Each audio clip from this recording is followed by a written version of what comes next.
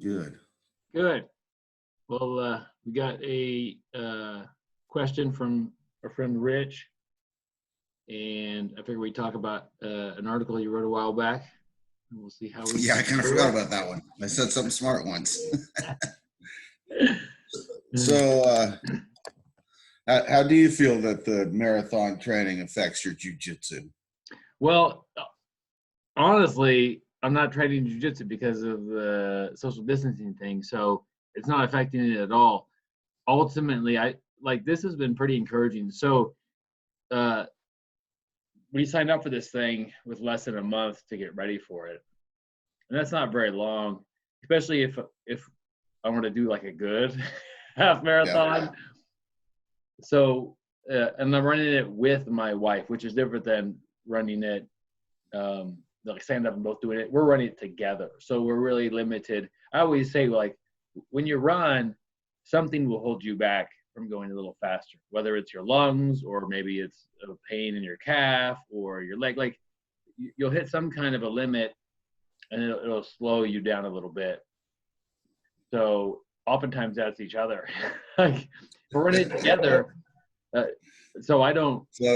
So she's tired of waiting for you all the time, huh? Well, I don't like to walk during a run, and she'll walk a couple of times, but honestly, like, she can walk a little bit and then catch me, and she would rather do that than to not get to walk. So she'll run a little faster after the walk.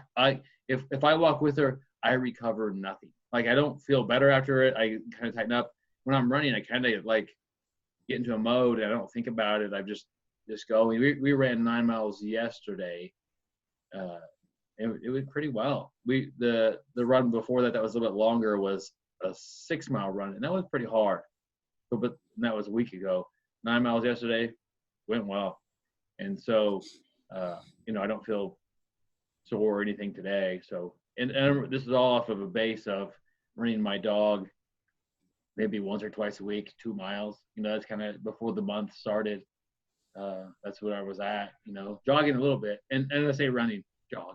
We're jogging here, Right. not running.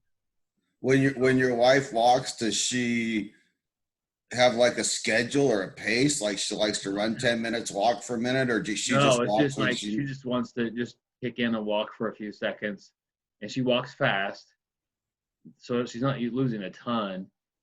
But she's able to recover a little bit. Maybe she does some focused breathing or something like that. She's told me that when I try to walk with her, she's like, take a couple deep breaths. Well, I'm not really out of breath anyway. My body's kind of getting sore. My legs are getting a little bit stiff. But yeah, it's just she recovers from that, and I don't tend to see any benefit from that for myself. So, but we run together, and so if she walks, I might walk with her, or I might just jog along, and she'll catch me pretty easily. Sometimes she'll run ahead of me a little bit, and then she'll walk and let me catch up with her. So yeah, I don't know. I'm sure it's helping my jiu-jitsu. So when I did run, I ran a couple of half marathons, and then I ran one full, which it definitely affected my jiu-jitsu when I was training. It's just the difference between the half and the full is the training schedule. Like, literally, I would go run 17, 18 miles while I was training for this. That's more than a half marathon. And that's a big chunk of time. So if I want to, so when I ran my full marathon, I remember the time because I was really happy with it. It was 4 hours and 3 minutes. And it was a cool day, and it rained a little bit, which I like that. And so I basically ran that as fast as I could. And I was happy with that, and I felt like I'm done with this. Training took all day. It seemed like it just took all morning, or it to go run 17 miles to train, once a week was a big chunk of time. Missing the 4 hour mark by 3 minutes, that didn't make you just want to go out and run another one? No, because that's sort of a milestone. Like, if you could do a sub-4 marathon, that's good. Yeah. Or 4 hour marathon. But I didn't have 4 hours as a goal. In fact, my half marathon time on I think my better one was 2 hours. So I basically kept the pace that I had, And I was like, well, maybe 4 hours and 20 minutes or 4:30 would be fine. So, yeah, I pushed at the end, but I was dead. So I mean, that's just what I had that day, and the conditions were helpful. If it had been a hot day, it would have been way over 4. Yeah. Heat bugged me more. But yeah, that was Rich asked that question on Facebook. And I know he's a runner. He runs on, I don't know what he does marathons. He runs on trails a lot. He just mentioned that the other day, running on trails. So I had to get a different type of shoe because I have running shoes. The running shoes are my normal shoes. I just wear them all the time. But where I run, it's a trail that has like gravel. It's an old railroad track, and the rocks they're just big rocks, and occasionally you step on one wrong and it just it just bites into your foot.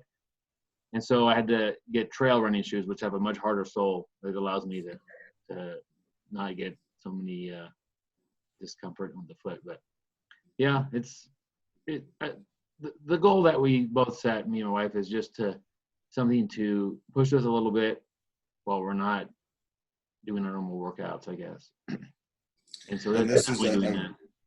This is a virtual event. There's a bunch of guys getting together and running a half marathon at the same time in different places, or what? I guess it really doesn't matter to me who else is doing it. I mean, like there is no community feel to this. I guess we get a T-shirt, but she's in it with me, and that's really what matters. There's probably other people in Wichita doing it. She's done so. The whole thing that got us into this is she's done. There's a thing called vacation races or something like that, and she did one in Arizona, and it was like really pretty and running around in these canyons and stuff, and it was a half marathon, and she was really excited about that. I didn't do that one. I just kind of cheered her on, and I said, I'm on vacation. I don't want to do that to myself.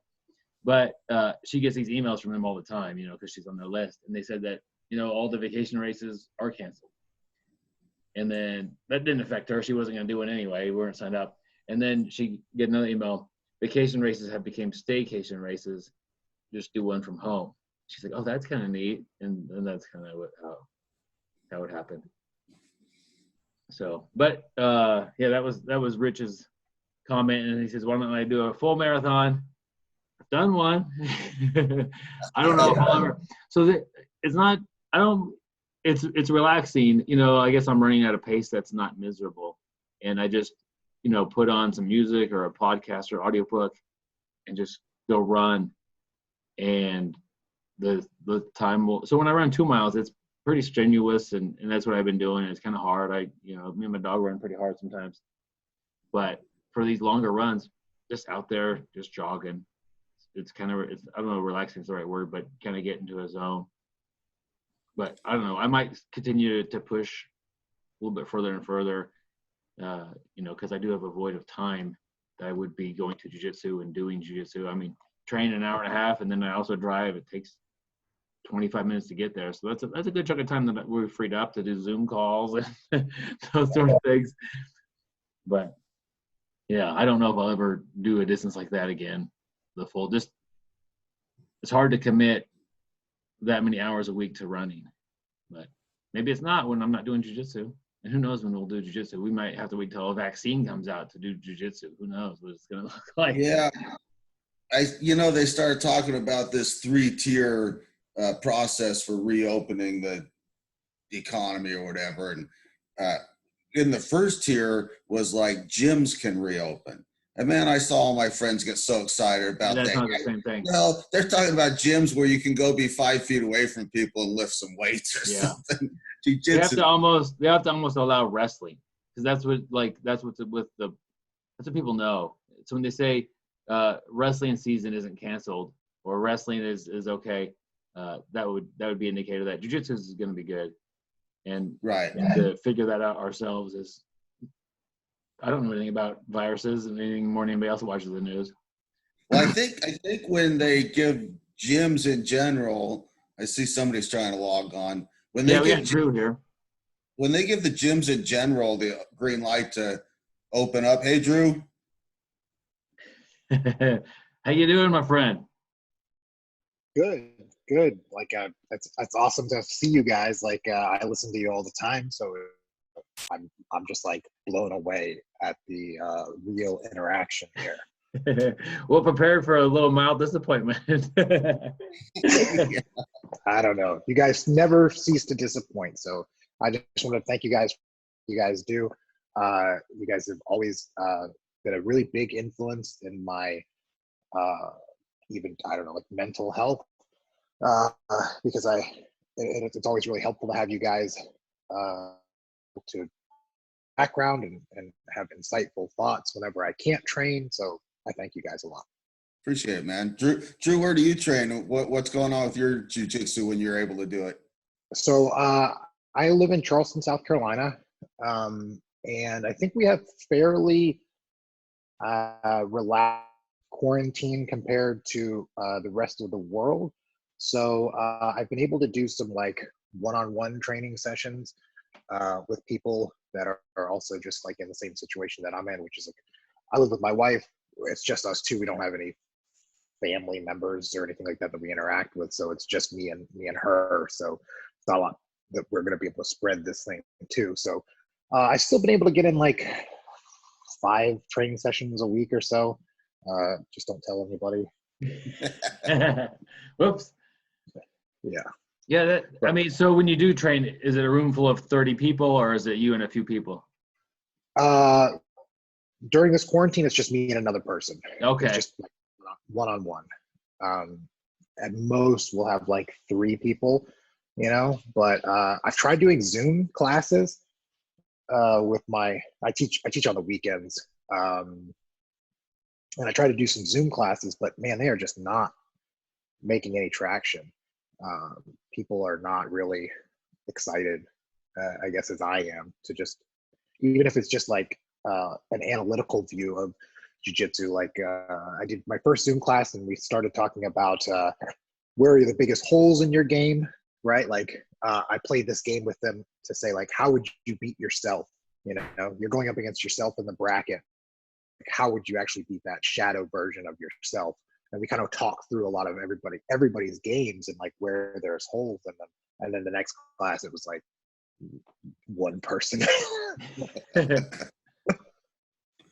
Yeah, that's an interesting question. That's almost better to do those sort of conversations. You're not going to be teaching how to do a inverted heel hook or anything. Like, it's just, I don't know. It's just, this is a good time for self-study where if you want to go research something, there's the information's out there, go do that. But to try to continue to build the team or to have some, something like that come together a little bit, I think that's helpful and healthy. But people got to want to do it as well. So that's the thing. I like your question though. How would you beat yourself? And that's a good thing to reflect on, because it does show you your weaknesses that aren't fun to work on sometimes. Like typically when one of the guys at my gym just walks through me, it's almost the same thing. Like they get me to play half guard, which I don't have a good half guard, but I don't think, oh no, I'm playing half guard. So they kind of force half guard on me. They slice right through it. And then typically the biggest submission I get caught in is Kimura. I tap super early to Kimuras. I don't even try to escape them very often. I'll fight the setup, but once you've locked your hands, I'm usually good to go from there. I was like, I'm good. Like, so that would be the easy way to get me, trick me to play half guard, and then pass that, because I don't have a real offensive half guard.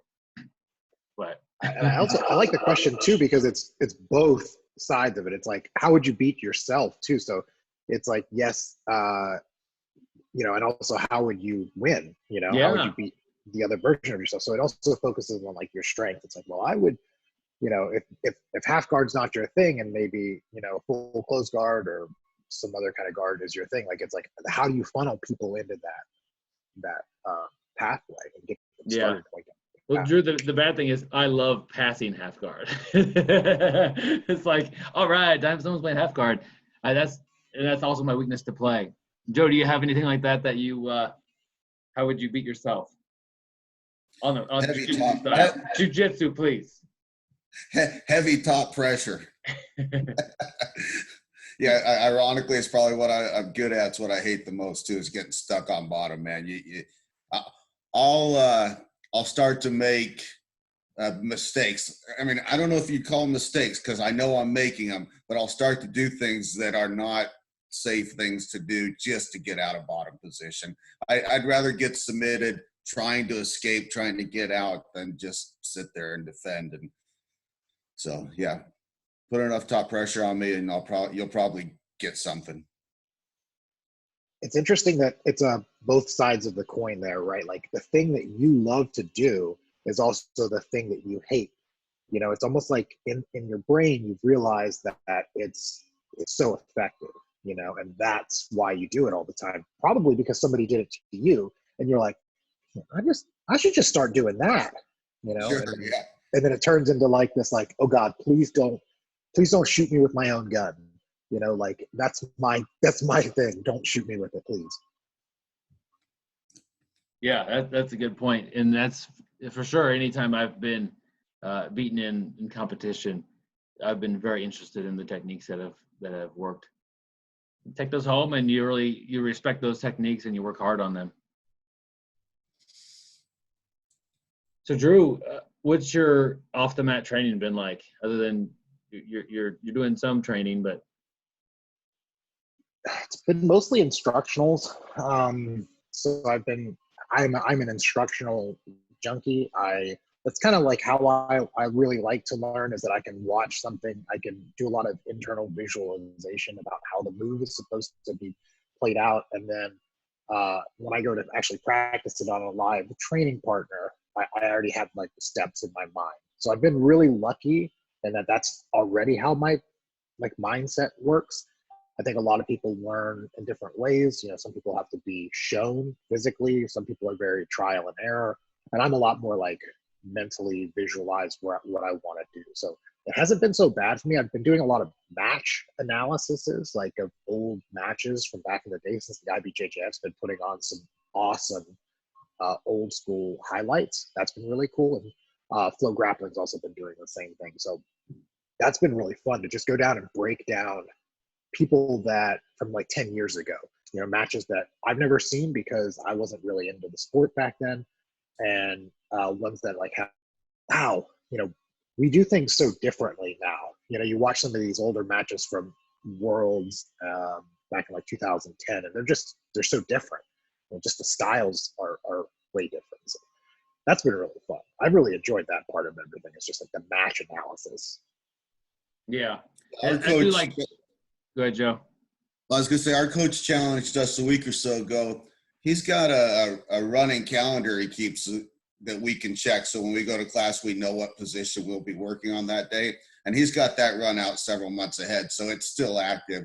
And he's been challenging us to watch a little bit of an instructional every day on that position, which I've been doing. But he's also challenged us to watch at least one black belt match a day.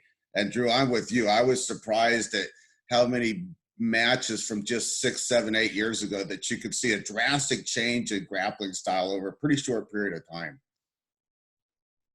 Yeah, and it's not like that stuff doesn't work. It's amazing. You get stuck in somebody's close guard that's really good. It's like, that is a nightmare. You know, or you get tricked by some new variation of some guard you're not familiar with. They're both bad spots, but the close guard guy, I know everything that's coming at me, and there's still nothing you can do about it.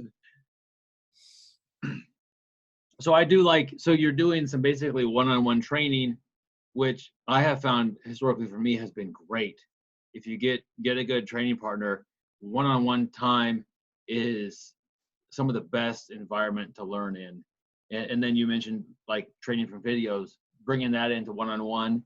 It's really a time that you're going to be adding skills to your game. Maybe not, it depends on your training partner too, maybe not like a ton of, you know, crazy rolls, but you definitely could add elements to your game that hadn't even been there, sounds like. Yeah, for sure. And I'm really blessed in some of the training partners that I have. They're very open to trying new things, and they're open to learning, right? So they're not just trying to get their rounds in so they can just smash somebody, or, you know, do what they're normal. They understand kind of the situation where even if we're at different skill levels, we're both trying to explore and try and learn. So that's been really good. So Drew, tell us a little bit about yourself. We know you're South Carolina, but how long you been training and what brought you to jiu-jitsu? Yeah, so I started jiu-jitsu almost 4 years ago. I started jiu-jitsu because I was watching like the UFC, and then they would go to the ground and I would have no idea what was going on. I was watching people hit arm bars and I'd be like, okay, that looks really difficult, right? It looks hard, but I don't know why it's so hard. You know, I know there's a lot going on there. There's subtle nuances that I just don't know. So I want to try this thing out and see how hard it is.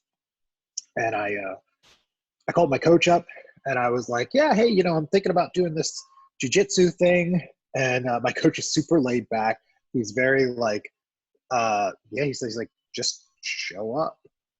And I'm like, okay, yeah, like, do I need to like bring anything? He's like, no, just show up. And so I walk in on my first day, and he's like, I was like, hey, I talked to you on the phone. He's like, okay. Just like get on the mat. So I got on the mat and I just got destroyed, absolutely destroyed. And I don't know if I had that moment yet of just like, I can do this to people, but eventually that's what came through. I was like, like I feel like if I keep doing this, I can have that kind of like power to do this stuff. And I want to be able to do that. And then once I got like the bug, it really like became really important to me. And then I actually training for about 1.5 years, and then I lost my job. I used to work for the railroad, and I was working all sorts of crazy hours, and I didn't get to train a whole lot. But when I lost my job, I started training full time, like twice a day. It was like the best thing that ever happened to me, which was great. So I did like 10 months of just like really intense training. And that was, I think that's when everything's really started to click for me. And then, I got my blue belt. And then I'm not like a big competition person. I don't really like competing all that much. Mostly, I don't like competing if you talk to me the day before. Talk to me after, and then I'm like, yes, competition is the best thing that's ever happened. But I did Nogi Worlds last year, and that was really cool. It was an awesome experience to be out there and just like be immersed in like the jiu-jitsu culture where like I'm not used to just like, oh, I'm standing here in the warm-up area next to Cyborg, and oh, there's Paulo Miao. He's like right next to me. It's like, like what is happening? Like it felt like just like a very surreal moment. So I did pretty well. I got second, which is so aggravating and also really good at the same time. Yeah, it's just like you get so close and then you're just like, nope. Like, and I came back and everybody was like, they were really proud and they were happy. And then they'd be like, oh, you'll get them next time. And I'm like, yeah, it's not that simple. Like I talked to my parents. My parents would be like, oh, when's the next Worlds competition? I'm like, it's in 1 year and it's not that simple. Like, it's not like you just like, oh yeah, we'll just restart back at the finals match. It's like, no, to get there. And I started teaching. I know I skipped a step there, but like I started teaching probably 1.5 years ago. I really love teaching.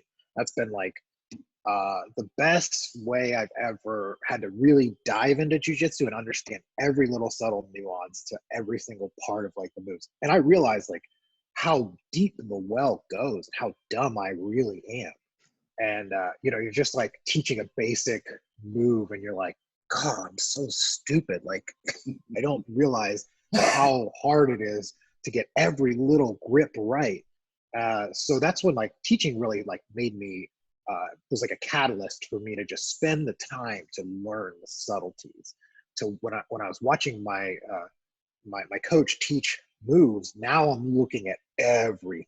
I'm not just going like, I know how to do like the hip bump Kimura sweep, that white belt killer sweep that everybody hits when they're white belts. And I'm like, okay, I know how to do this. I should be fine. I don't need to watch. And now when I started teaching, I was like, okay, I need to watch everything he's doing, because if I'm going to have to show this to somebody, I don't want to miss a step. And that really got me thinking like about how complicated everything really is. It still scares me to this day.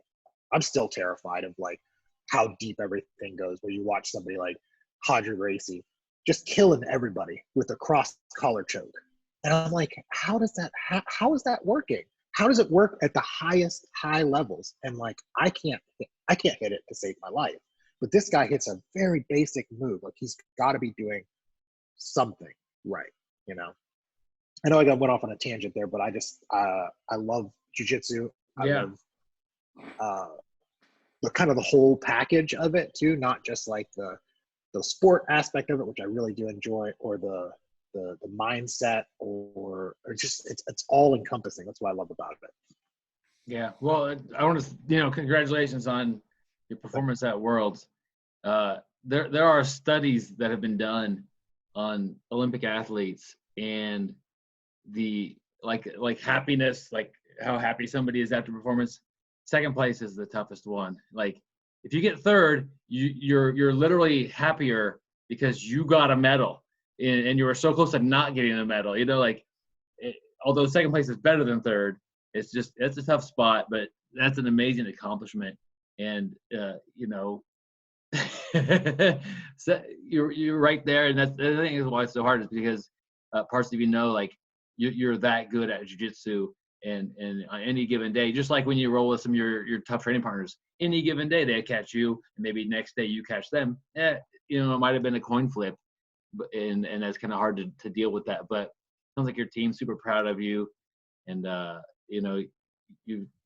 definitely experienced this as far as like teaching is a whole different thing, and there's a lot to it, but take it in stride and enjoy the process of learning how to be a teacher and learning how to show things. And you're always best to show things that you really like as well, but kind of got to know a lot of stuff.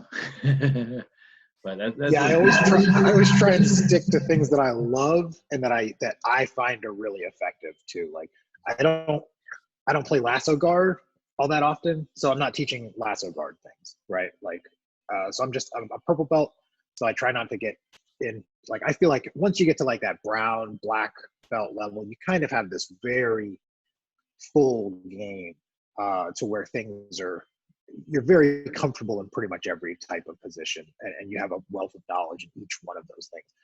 I still feel very like segmented in my lanes where I feel really, really comfortable at, and I feel really comfortable in these positions, and I just try not to drift too far off into the lane. Drew, I tell you, I feel the same way, man. Haven't even that black belt. It's like at best, I have a few more ways to keep jiu-jitsu in the places I want to keep it versus,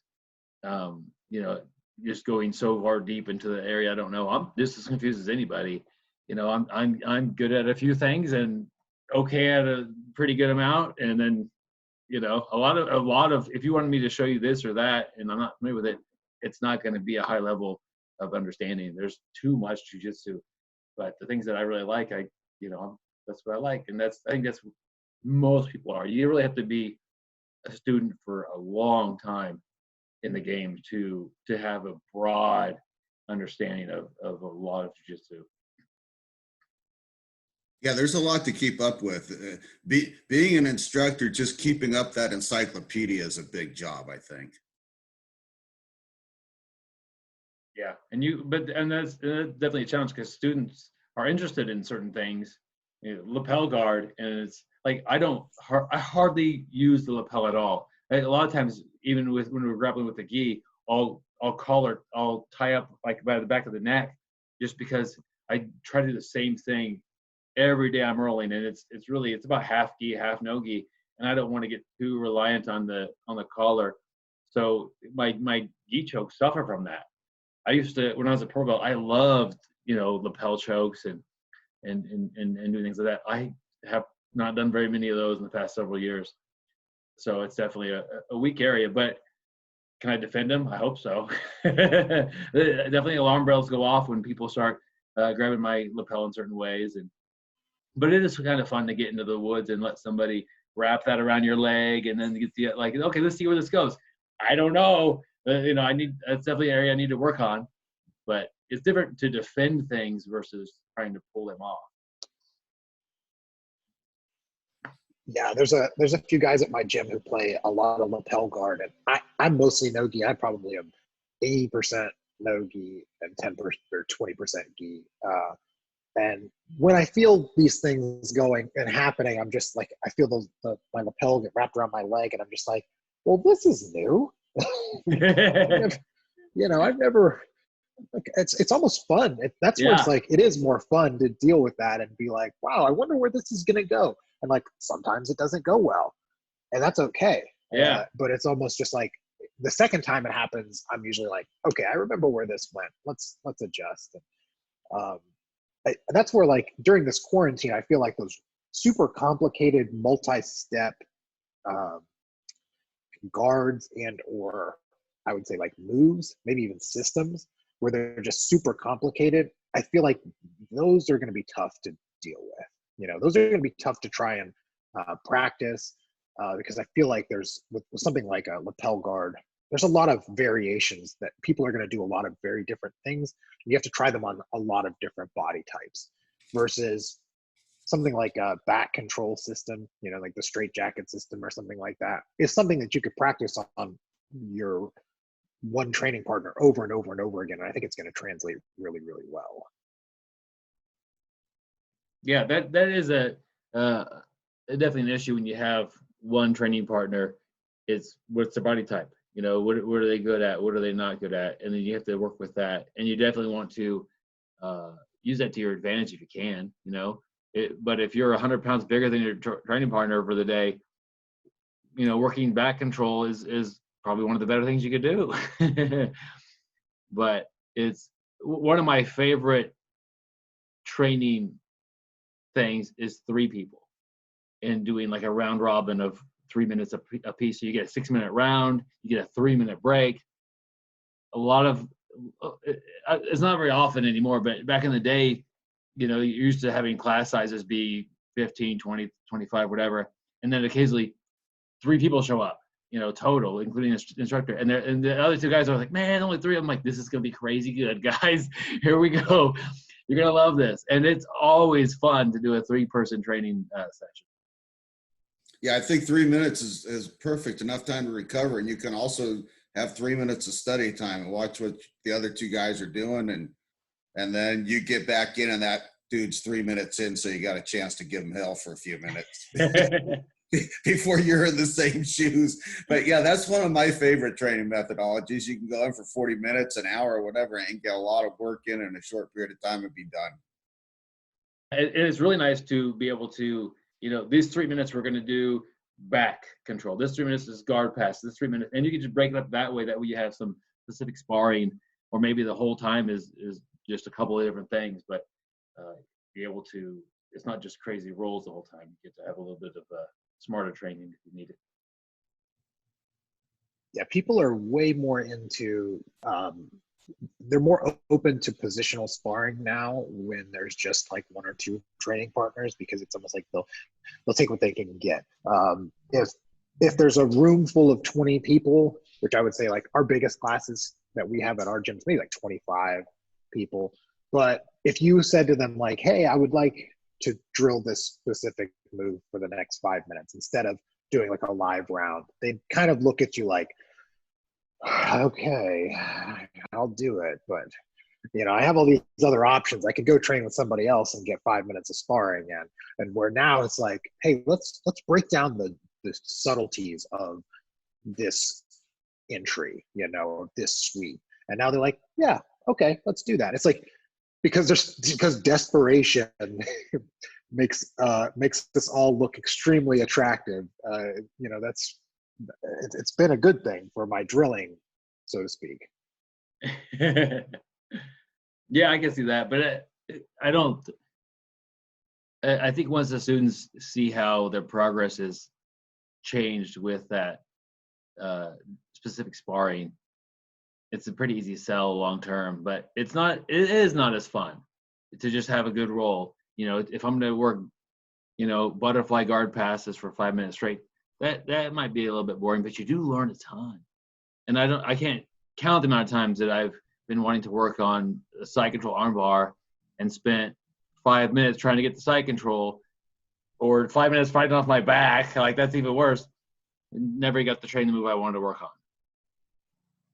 They've talked a lot about society being different after this. And one of the things they've talked about is people working from home. In fact, I had a work meeting this morning and everybody was joking about, boy, when this is over, do we really need to go back to going to the office for 40 hours a week? We've been getting the work done and the office is basically empty. And man, I can't wait till we're back to a room full of people choking each other. But I do think there'll be some people who realize there are other ways to get good at jujitsu besides just going 5 days a week and getting beat up every night. There's a lot of value to the match study and to the tutorials. And there's, I'll be honest, at one gym I train at, sometimes I'll drive by and there'll be like 2 cars there. And I know class has already started. I'll be like, I don't know if I want to deal with just 2 or 3 people. And I'll skip class. And I think my mind and everybody else's mind is going to start to change a little bit about the value of those kind of things.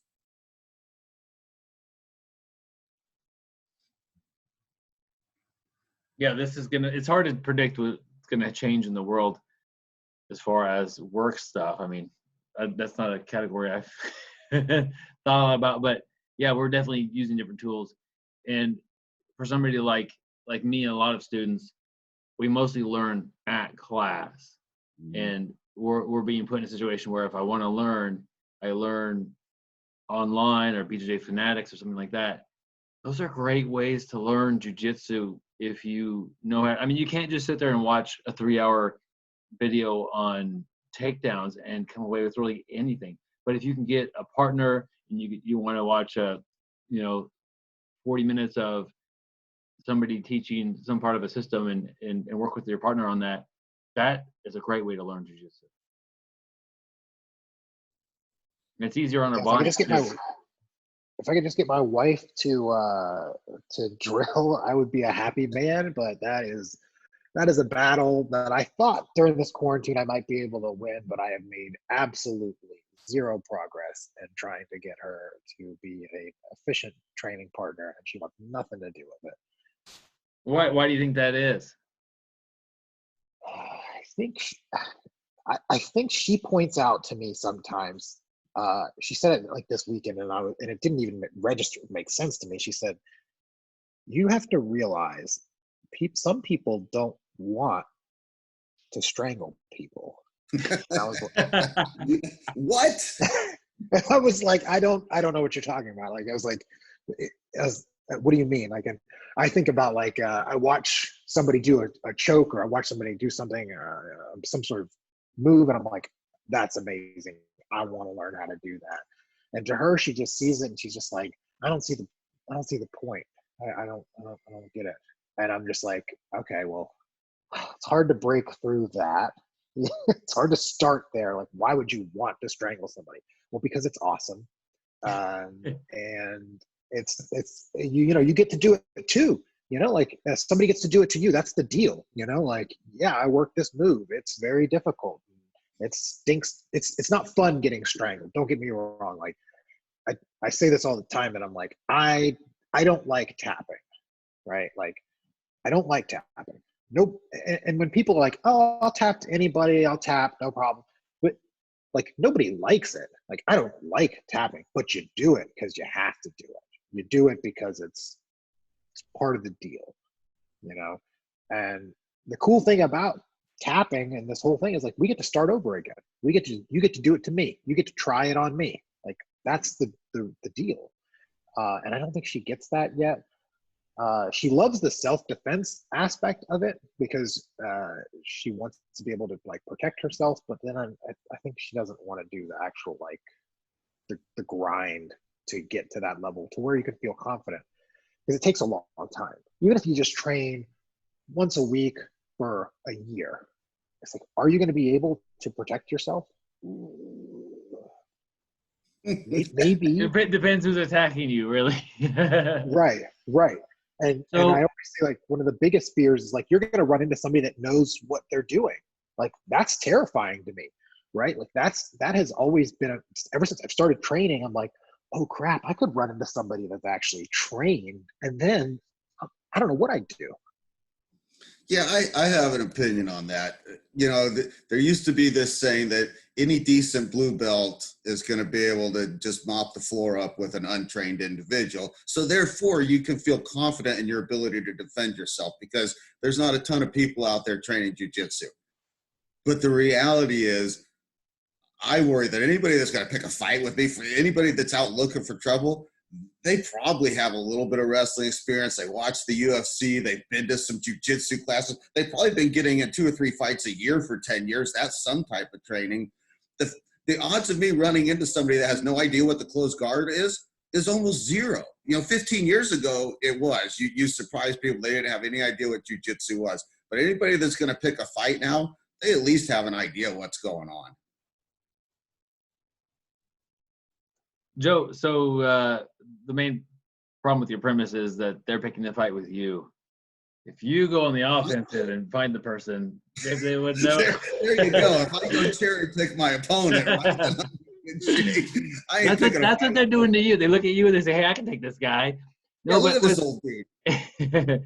with your wife, I mean, that's a tricky situation to get somebody to train and really to get her to train any form of jujitsu is even more of a stretch. But I think you're doing good with the idea of let's do a little bit of self-defense stuff and then sneak in a little bit of jujitsu and that, you know, and is with my wife, she's been training for several years now, but once she had a couple of moves that she was more comfortable with, she kind of was able to find some more enjoyment. And when we train and when we roll, one of my bigger priorities is that she's having a good time. She doesn't need to win every time, but she does need to feel like she's doing jujitsu and she's establishing some part of her game. And sometimes I get out, sometimes I don't. But like if she's having bad experiences on the mats, I don't expect anybody to keep coming back from that. And, you know, if you can make the self-defense lessons something that she really likes, which I don't know how to do that. But, and then you kind of, if she starts asking questions, you're doing great. You know, if she starts getting more interested in it, well, how do we get off the ground then? Like, getting off the ground is a great skill that, like, a lot of people don't even realize is a big deal, how to get back up. Because if somebody knocks you down and they got 2 buddies or whatever, like, you can't stay there and work your guard game. You got to get out of the building. But I don't know. It's just, that's interesting. I think a lot of people are in the same boat, Drew. They would like their spouse to train. Some of it just depends on the person. My wife is a real competitive person, and it's just she needs to get some of that, like, feel like she's doing better every time or a little bit, and feel like she's developing her game, which she definitely is. She's been adding things to her game all the time. But you know, when I first started jiu-jitsu, I just sucked for a long time. I knew I wasn't gonna do it. Like, it was rough. But that's, I don't know, it's just different approaches. I do admire you for trying and for bringing it up. And I don't know.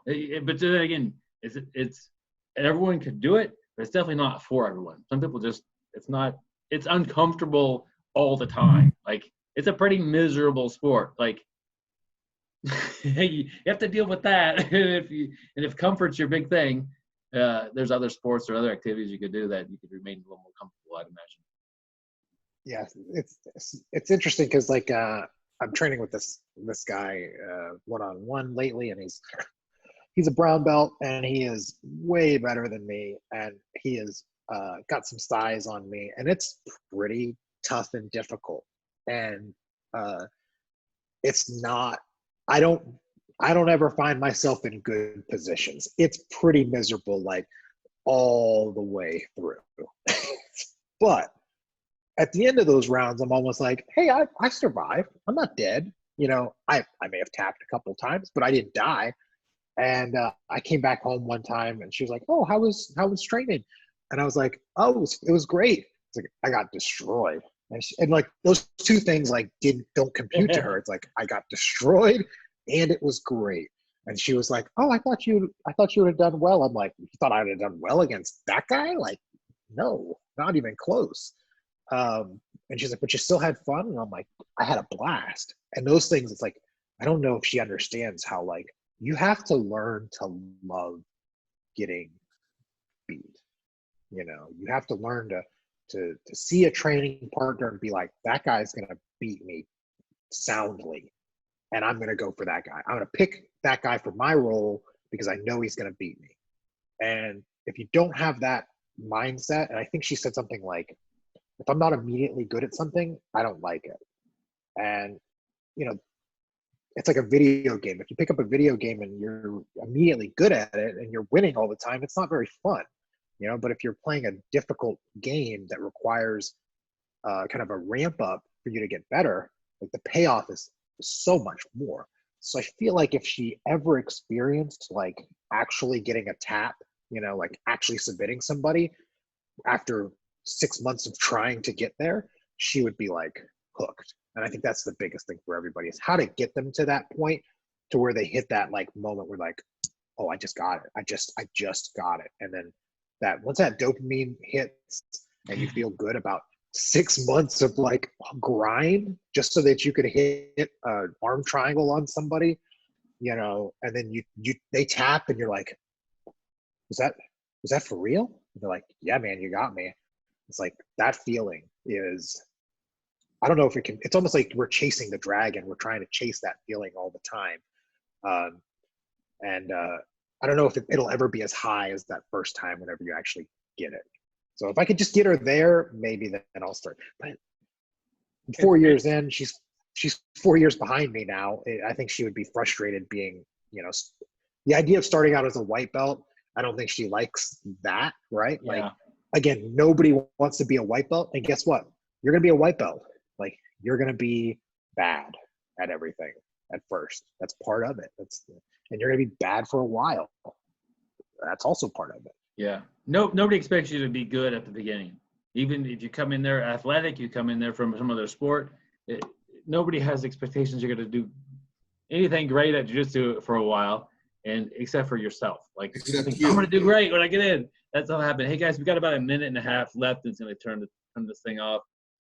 Drew, when this whole thing is over, and people want to come train with you, maybe they're kind of near you, is there a good way to train with you or find you?